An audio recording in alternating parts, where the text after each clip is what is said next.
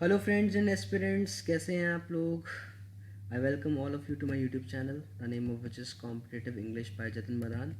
सो dear aspirants, आज की class के अंदर हम डिस्कस करेंगे अभी fillers, which is our session number 2। कल की क्लास में मैंने आपको 20 फिलर्स कराए थे, तो आज 20 फिलर्स फिर से करेंगे। फिलर्स हमें सिखाएंगे कॉम्प्रिहेंशन, समझते कैसे सेंटेंसेस को, और 4 ऑप्शंस में से सही ऑप्शन का चुनाव कैसे करें जिससे हमारे मार्क्स आ पाएँ। तो डियर एस्पिरेंट, समझना बहुत ज़रूरी है। शुरू करते हैं without wasting any time. Question number 21 says our present dash towards the environment contrast quite sharply with our historical reference for nature. Sentence बात कर रहा है, यहाँ पर कंपैरिजन कर रहा है। एक्चुअली कह रहा है कि हिस्ट्री में हम जब पास्ट की बात करते हैं, पास्ट में हमारा जो एटीट्यूड था, हमारा जो आदर करना था नेचर के प्रति, वो काफ़ी काबिल तारीफ़ था, जो कि आज के संदर्भ में बिल्कुल कंट्रास्टिंग है, बिल्कुल विपरीत है। मतलब आज हमारा एटीट्यूड एनवायरनमेंट के प्रति बिल्कुल विपरीत है जो हमारा पुराने ज़माने में हुआ करता था। तो यहाँ पर आपको आंसर बताना है आर प्रेजेंट वॉट, वर्तमान में हमारा क्या।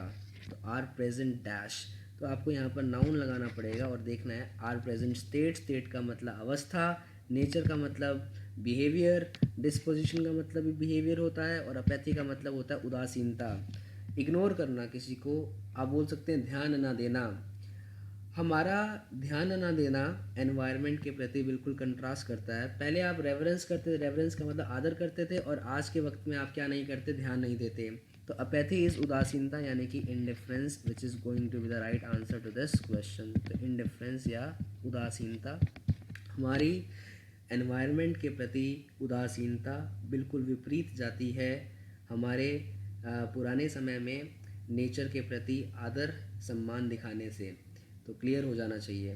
Question number 22 is common adverse dash of this medication include bleeding, nausea, vomiting. कह रहा है कि बहुत सारे एडवर्स का मतलब negative, dash of this medication, इस मेडिसिन के काफ़ी सारे जो इफ़ेक्ट्स हैं वो इंक्लूड करते हैं, इसके अंदर लेके आते हैं ब्लीडिंग को, नोशिया एंड वॉमिटिंग। ये तीनों की तीनों चीज़ें इस मेडिकेशन के क्या हैं, प्रभाव हैं, परिणाम हैं। तो आपको बताना है यहाँ पर आंसर क्या होना चाहिए। देखिए, आपको यहाँ पर डिफ्रेंशिएशन पूछा गया है अफेक्ट और इफेक्ट के बीच में। अफेक्ट एक वर्ब होता है और इफेक्ट एक नाउन होता है। यहाँ पर वर्ब ऑलरेडी आ चुका है, देखिए इंक्लूड, ये इंक्लूड करता है। तो आपको बताना है इस मेडिकेशन के क्या, इस मेडिकेशन के इफ़ेक्ट्स। इफ़ेक्ट्स आंसर क्यों दिया, क्योंकि ब्लीडिंग, नोशिया और वॉमिटिंग ये तीनों चीज़ें हैं। ब्लीडिंग का मतलब खून आना, नोशिया का मतलब व्याकुलता, चिंता में, और वॉमिटिंग का मतलब होता है उल्टी आना। कह रहा है कि इस मेडिकेशन के जो दुष्परिणाम हैं वो हैं ब्लीडिंग, नोशिया और वॉमिटिंग। तो इफ़ेक्ट्स का आपको आंसर देना पड़ेगा ऑप्शन नंबर बी। नेक्स्ट बढ़ते हैं आगे क्वेश्चन नंबर 23 की तरफ। रेपिटिशन का मतलब दोहराना, bread a sense of dash with the characters. कह रहा है कि अगर आप दोहराते हैं किसी चीज़ को तो वो आपको कैरेक्टर्स के साथ क्या कर देता है, परिचित करा देता है। अगर आप किसी चीज़ को दोहराते हैं तो कैरेक्टर्स के साथ में परिचित करा देता है। कैरेक्टर्स का मतलब जो भी वहाँ पर काम कर रहे होते हैं लोग, ठीक है। तो repetition bread, breed, bread, bread, इसका मतलब होता है जन्म देना। रिपीटिशन जन्म देता है किस समझ को, वो बताना है। ऑफ डैश, ऑफ एक प्रेपोजिशन है, और प्रेपोजिशन के बाद में आपको एक लगाना होता है object in the form of noun और प्रोनाउन। तो ऑफ के बाद यकीनन यहाँ पर क्या आएगा, नाउन आएगा। तो आपके सामने 4 ऑप्शंस हैं, एक है फेमिलियरिटी, एक है फेमिलियर, एक है फेमिलियरली और एक है फेमिलियराइज। तो आपको बताना है इन चारों में से कौन सा नाउन है। फेमिलियराइज, फेमिलियराइज, फेमिलियराइज्ड, ये एक वर्ब है। फेमिलियरली एक एडवर्ब है, एल का इस्तेमाल किया है, और फेमिलियर एक एडजेक्टिव है। और फेमिलियरिटी क्या है, टी के साथ आया, एक नाउन है। कह रहा है कि अगर आप रिपीटिशन करते हैं किसी भी चीज़ के अंदर तो आप करेक्टर्स के साथ फेमिलियर हो जाते हैं। It bread a sense of familiarity with the characters. बढ़ते हैं आगे question number 24, that is the police spread, police ने छिड़काव किया टीयर गैस, आंसू गैस का, dash on the protesters, protesters पर छिड़काव किया आंसू गैस का। किस तरीके से ये बताना है आपको, सभी के सभी एडवर्ब्स हैं। किस तरीके से छिड़काव किया प्रोटेस्टर्स के ऊपर। इनडायरेक्टली का मतलब हो गया सीधे रूप से नहीं, इन एन इनडायरेक्ट वे, अलग तरीके से, जो छुपा हुआ तरीका है उससे। इंटेंसिवली का मतलब होता है बहुत ही ज़्यादा मात्रा में। इनडिफरेंटली का मतलब हो गया यू कैन से उदासीनता से, और इनडिस्क्रिमिनेटली का मतलब होता है बिना भेदभाव के, विदाउट एनी डिस्टिंग्विश, मतलब बिना भेदभाव के, रैंडमली, बिना देखे समझे जो भी सामने आ गया उसके सामने उसने आंसू गैस छोड़ दी रैंडमली। ठीक है, इनडिस्क्रिमिनेटली का मतलब होता है रैंडमली या बिना भेदभाव किए, सब जो भी सामने आया उसके सामने आंसू गैस को छोड़ दिया गया। तो आपका आंसर आएगा इनडिस्क्रिमिनेटली। इनडिफरेंट का मतलब होता है उदासीनता, उदासीनता से नहीं छोड़ा जाएगा। और इंटेंसिवली का मतलब होता है जो चीज़ बहुत ज़्यादा अटेंशन मांगती है उसे बोलते हैं इंटेंसिवली। जैसे आईसीयूज होते हैं इंटेंसिव केयर यूनिट। और इनडायरेक्टली का मतलब सीधे तौर पर नहीं। Question number 25 is the internet may not dash everything we do. Internet क्या नहीं करता जो भी हम करते हैं उसके साथ, but it has already revolutionized business and will continue to do so. पर इंटरनेट ने चेंज कर दिया है, क्रांति लाई है बिजनेस के अंदर, और वो आगे भी ऐसा करता रहेगा। इंटरनेट हर चीज़ को प्रभावित नहीं करता जो हम करते हैं, पर वो कर चुका है पहले से ही प्रभावित बिजनेस को प्रभावित ज़रूर कर चुका है, पर वो सारी चीज़ों को प्रभावित नहीं करता है। तो प्रूव का मतलब होता है साबित करना, मार्क का मतलब निशान छोड़ना, हेल्प का मतलब मदद करना। कह रहा है कि इंटरनेट मदद नहीं करता, नो। इंटरनेट रिवोल्यूशनाइज्ड को आपको देखना है, इसका आपको सिमिलर वर्ड यहाँ पर डालना है, क्योंकि इट हैज़ रिवोल्यूशनाइज्ड, क्योंकि बट के साथ लिखा है तो इसका विपरीत ही लिखा जाएगा नॉट के साथ। तो आपको यहाँ पर नॉट के साथ सेम वर्ड लिखना होगा रेवोल्यूशनाइज के जैसा। द इंटरनेट में नॉट चेंज, इंटरनेट ने चेंज नहीं किया है उन सारी चीज़ों को, वो या नहीं कर सकता चेंज उन सारी चीज़ों को जो हम करते हैं, पर उसने पहले से ही चेंज कर दिया है बिजनेस के एटीट्यूड को, और वो आगे भी ऐसा करता रहेगा। तो आंसर रहेगा आपका सी। बढ़ते हैं आगे, question number 26, that is it was is dash that led him to penury. वो क्या था जिसने उसे धकेल दिया गरीबी में। पिन्योरी का मतलब होता है इंडिजेंस, गरीबी, अभावग्रस्तता, पॉवर्टी, इंडिजेंस, पॉवर्टी। वो क्या था जिसने उसे पॉवर्टी की तरफ धकेल दिया, गरीबी की तरफ धकेल दिया। फ्लैम्बॉयंस का मतलब होता है दिखावा करना, शो ऑफ करना, किसी चीज़ का दिखावा करना। एरोगेंस का मतलब होता है घमंड करना। और बोल सकते हैं एक्स्ट्रावेगेंस का मतलब होता है फिजूल खर्च करना, टू वेस्ट वंस मनी। और इबुलियंस का मतलब होता है एंथुजियाज्म, यानी कि जुनून, यानी कि जोश। कह रहा किस चीज़ की वजह से वो गरीब हो गया होगा, उसने पैसा बेफिजूल खर्च किया होगा, उसकी वजह से वो गरीब हो गया होगा। तो ऑप्शन नंबर सी आपका आंसर रहेगा। Question number 27 says Riya dash her matriculation examination in 2016। Riya ने अपनी मैट्रिक की परीक्षा 2016 में पास की। तो आपको बताना है इन चारों में से कौन सा आंसर सही रहेगा। कंप्लीटेड का मतलब पूरी करना, ऐसा हो सकता है। पास का मतलब परीक्षा पास करना। देखो परीक्षा को क्या किया जाएगा, पास किया गया, तो पास बेटर है। ऑब्टेन का मतलब हासिल करना। परीक्षा को आप ऑब्टेन नहीं कर सकते हैं, आप सर्टिफिकेट को ऑब्टेन कर सकते हैं, आप डिग्री को ऑब्टेन कर सकते हैं, बट यहाँ पर आप एग्जामिनेशन की बात कर रहे हैं, उसे आप हासिल नहीं कर सकते। गैदर्ड का मतलब इकट्ठा करना। ये आपके आंसर्स नहीं हो सकते। आपका आंसर रहेगा सबसे बेहतरीन जो है option number B, that is past. Riya ने पास की थी अपनी मैट्रिकुलेशन इन 2016। 28th है he dash his children to open their eyes and ears to the beauty of life. उसने अपने बच्चों के साथ क्या किया जिससे वो मजबूर हो गए अपनी आइज़ और ईयर्स को खोलने में, towards the beauty of life, ज़िंदगी की सुंदरता को देखने के प्रति।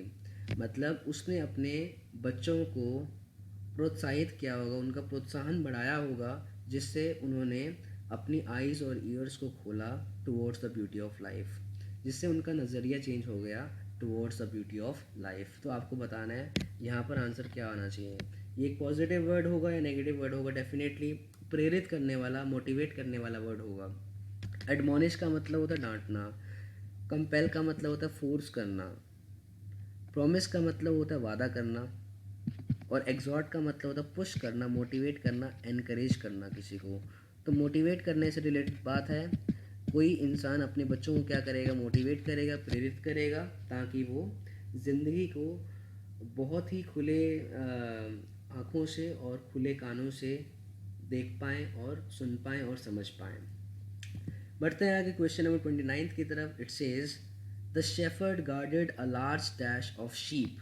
शेफर्ड का मतलब रखवाला होता है, जो गार्ड करता है, जो देखभाल करता है किसी भी ग्रुप की या झुंड की, एनिमल्स के झुंड की रखवाली करता है, वो होता है शेफर्ड. एंड अलाउड, अनुमति देना, उन्हें अनुमति दिया, गार्ड किया और अनुमति दिया. To move from pasture to pasture. Pasture वो खेत होते हैं जहाँ पर गायें भैंसों या भेड़ों को चरने के लिए छोड़ा जाता है, ठीक है, जहाँ पर वो ग्रेजिंग करती हैं, जहाँ पर वो चारा चरने के लिए जाते हैं. तो शेफर्ड ने अलाउ किया move from pasture to pasture, एक पास्चर से दूसरे पास्चर में वो चारा चरने जा सकती हैं. तो शेफर्ड गार्ड करता है, उसने गार्ड किया, उसने रखवाली की, किसकी, डैश ऑफ शीप. तो आपको बताना है शीप का ग्रुप उसे क्या कहते हैं.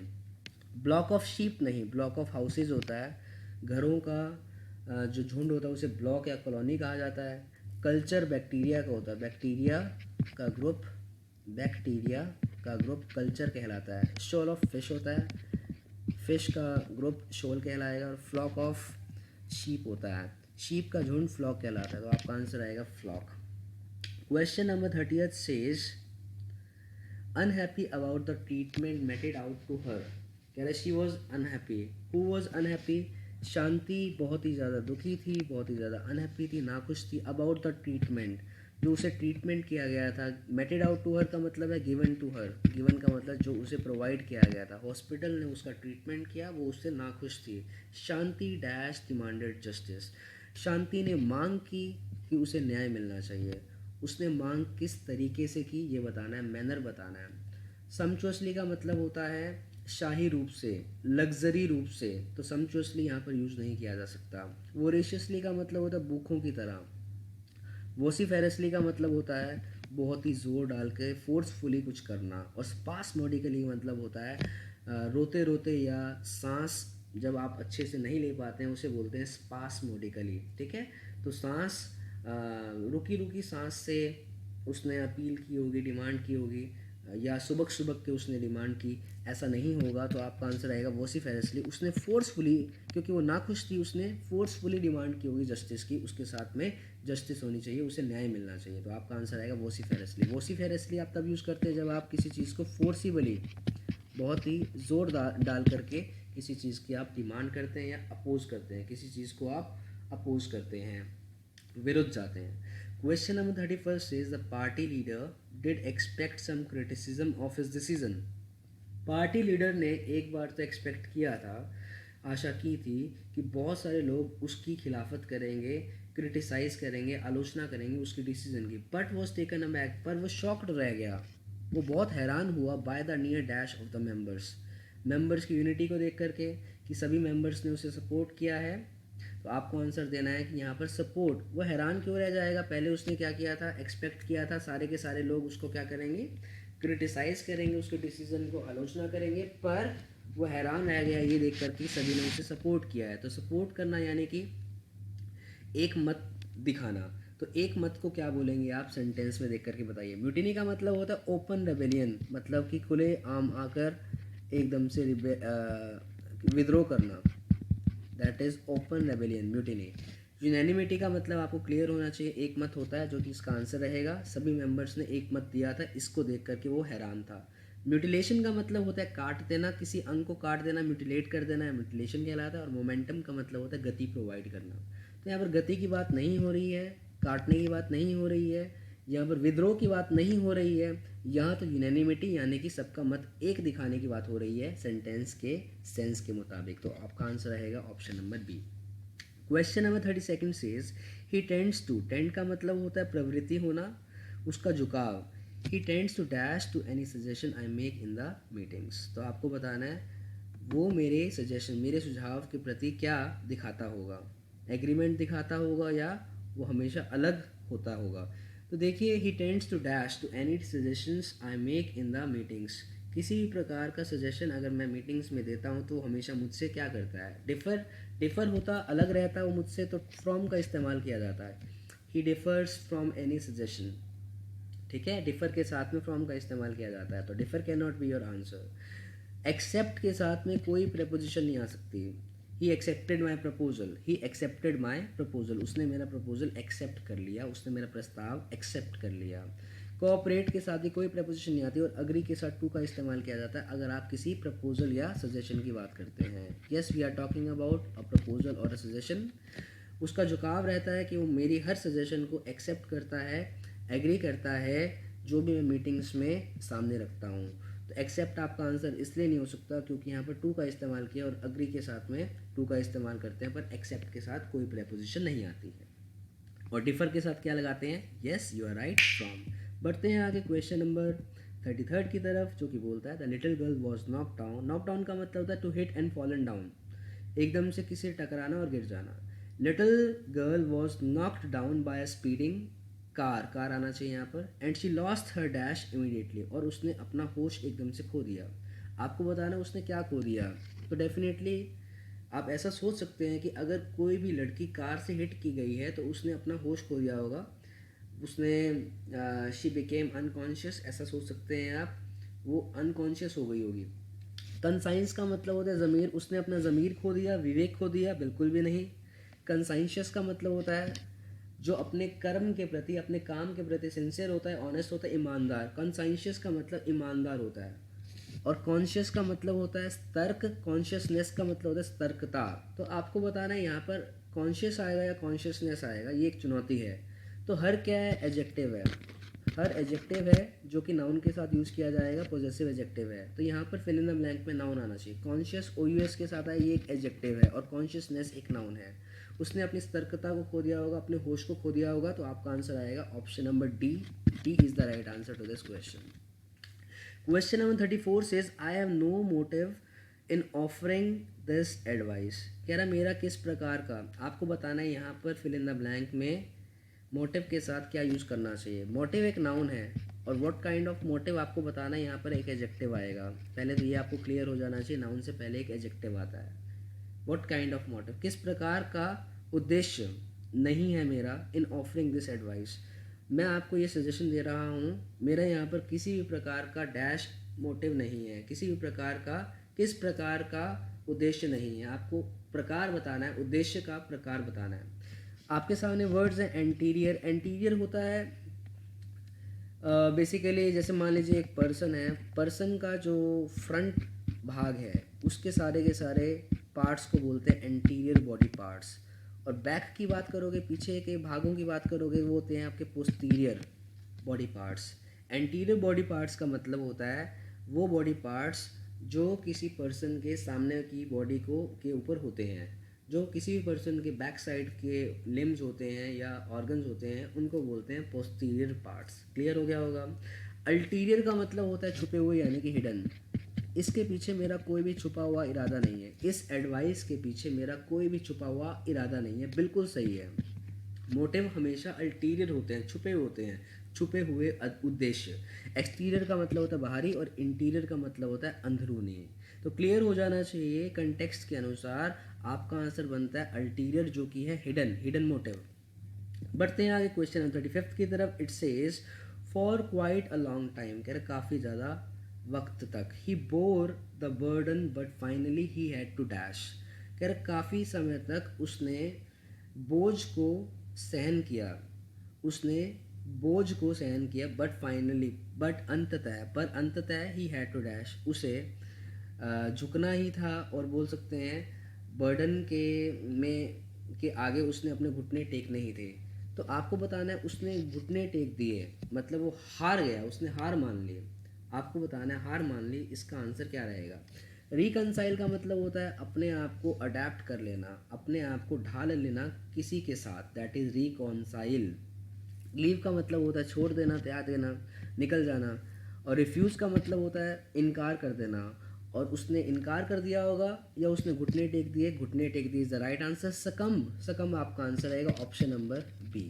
क्लियर हो जाना चाहिए। ड्रिंकिंग टू मच, ज़्यादा शराब पीने से क्या होता है। किसी भी इंसान की जजमेंट ख़राब हो सकती है। जजमेंट का मतलब हो गया डिसीज़न लेने की पावर, जज करने की power.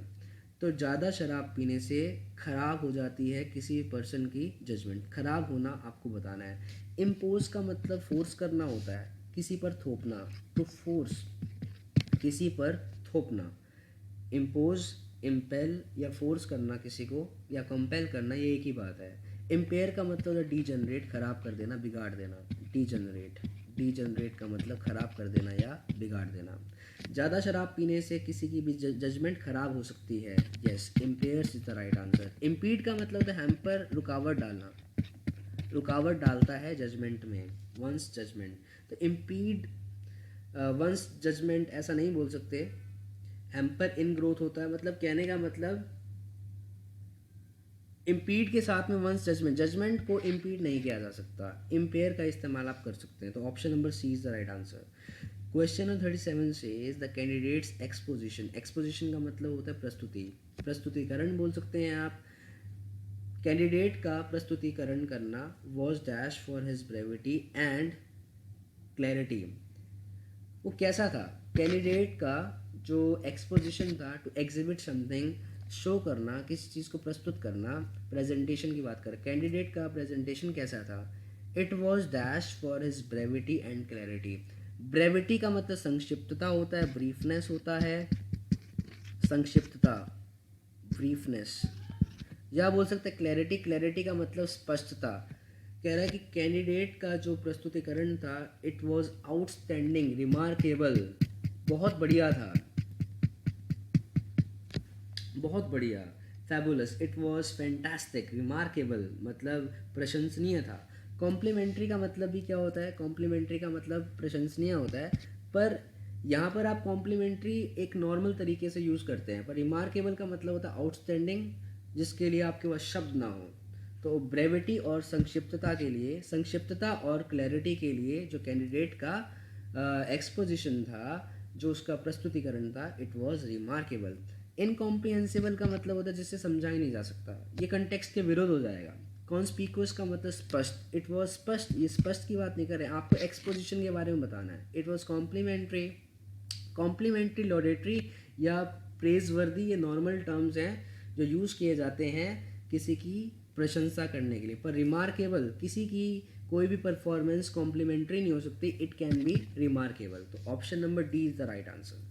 Question number 38 says a police detective, detective का मतलब जासूस होता है, ऑफन फाइंड्स, बहुत बार उसे प्राप्त होता है, हिमसेल्फ, वो अपने आप को प्राप्त करता है, एक ऐसी पोजीशन में, एक ऐसी अवस्था में, of having to dash between a truth and lie, जब उसे डिस्टिंग्विश करना होता है, अलग करना होता है ट्रुथ और लाई के बीच में। मतलब कई बार, बहुत बार एक पुलिस वाले की ज़िंदगी में ऐसा आता है जब उसे अलग करना होता है कि क्या सही है क्या गलत है। इसके लिए आपको वर्ड बताना है। पहला वर्ड आप देख सकते हैं, पहला वर्ड है एक्सटिंग्विश। एक्सटिंग्विश फायर होता है, फायर को क्या करना होता है? एक्सटिंग्विश करना होता है, तो उसे बोलते हैं बुझा देना। फिनिश का मतलब कंप्लीट करना, डिस्टिंग्विश का मतलब अलग अलग करना होता है, अलग अलग करना, क्या सही है क्या गलत है, इसके बीच में आपको अपनी डिसर्नमेंट का यूज़ करना होगा, अपनी जजमेंट की पावर का यूज़ करना होगा, ठीक है। और लैंग्वेज का मतलब होता है वेस्ट, लैंग्वेज एक वेस्ट को बताता है। जैसे मैं बोल सकता हूँ after her husband died she just languished, मतलब उसकी हस्बैंड की लाइफ के बाद, डेथ के बाद वो एकदम से वेस्ट हो गई, और यू कैन से वो बर्बाद हो गई। लैंग्वेज का मतलब बर्बाद हो जाना होता है। तो आपका आंसर रहेगा distinguished. Question number 39 says many people regard office parties as opportunities to dash. बहुत सारे लोग ऑफिस पार्टीज को क्या लेके चलते हैं? एडवोकेट का मतलब सहायक, सहारा देना या किसी की सहायता करना, दैट इज़ एडवोकेट। एग्जिबिट का मतलब शो करना होता है, दर्शाना कुछ। एंटेंगल का मतलब होता है यू कैन से फंसा देना। एंटेंगल का मतलब होता है गुत्थी में उलझा देना, उलझाना होता है एंटेंगल का मतलब। और डिसएंटेंगल का मतलब होता है गुत्थी को सुलझाना, किसी भी समस्या का निवारण कर देना, दैट इज़ डिसएंटेंगल। अनवाइंड का मतलब होता है मोनोटोनस काम करने के बाद एक रिकवरी पीरियड। जैसे आप डेली एक ही काम करते हैं, नीरस काम करते हैं, उस नीरस काम से उभरने के लिए आप अपने माइंड को रिलैक्स करने के लिए जो एक्टिविटीज़ करते हैं, so as to unwind yourself, और you can say unwind your mind, अपने माइंड को फ्रेश करना, दैट इज़ अनवाइंड। तो बहुत सारे लोग ऑफिस पार्टीज़ को क्या समझते हैं? अपॉर्चुनिटीज समझते हैं, अवसर समझते हैं, जिसमें वो अपने आप को अनवाइंड करते हैं। Unwind is the right answer. His employer has all been kind to him. उसका जो एम्प्लॉयर है, एम्प्लॉयर का मतलब जो उसे एम्प्लॉयमेंट देता है, जो उसका बॉस है, वो हमेशा से उसके क्या रहा है, काइंड रहा है, काफ़ी दयालु रहा है उसके साथ में। So he dash by being loyal to him.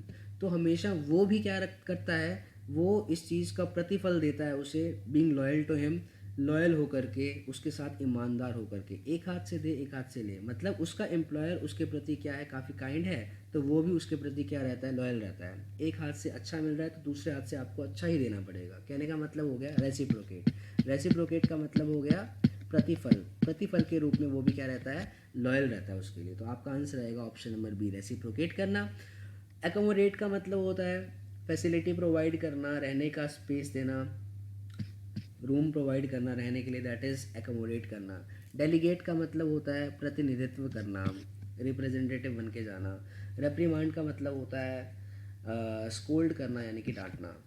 तो यहाँ पर आपका आंसर रहेगा ऑप्शन नंबर बी, कंटेक्स्ट के अनुसार। तो क्लियर हो जाना चाहिए दोस्तों। सो डियर एस्पिरेंट्स, हमने आज की क्लास के अंदर किए हैं 20 फिलर्स।